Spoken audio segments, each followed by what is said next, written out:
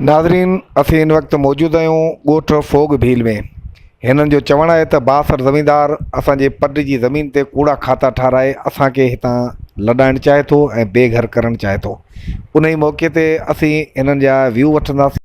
100 साल जा वेठल आहियूं, असांजो वक़्तु थियो आहे, असांखे हाणे रोज़ी ज़ुल्मी टपड़ था खणाइनि, पैसा वठी त खाई असां नाक था कनि ऐं हुकूमत आयो असांजो फ़ैसिलो करियो। असीं ग़रीब में थी नहीं केॾा भाॼियूं घेरो करियो बीठा आहिनि हथियारनि सां, ॿार लिकड़ी बि नथा सघूं, असांजे बचनि खे बि धमकियूं, असां मायुनि खे बि धमकियूं, न पाणी ते वञी सघूं, न कपिड़ो धोई सघूं, न गाह करी सघूं।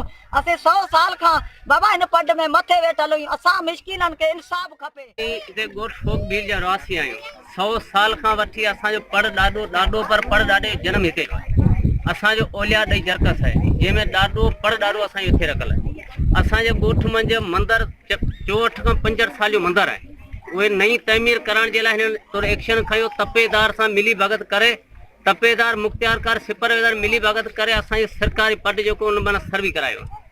असीं इन जे लाइ करे गवर्नमेंट खे। नाज़रीन, हिन ॻोठ वासियुनि जो चवणु आहे त असांजो ॻोठ 80 घर ते मुश्तमिल आहे, मगर हिते जा रहाकू ज़मींदार असांजे मासूम बचनि खे बेघर करण लाइ असांजे पट ते कब्ज़ो करे असांखे लॾाइणु चाहिनि। हिननि मुतालबो कंदे चयो त रेवेन्यू खाते जे रिश्वतखोर ऑफिसरनि ख़िलाफ़ क़ानूनी कार्रवाई कई वञे। कैमरामैन आमिर इदरीस खोसो सां गॾु अलीगुल खोसो, आवाज़ TV न्यूज़, मलकानी शहर।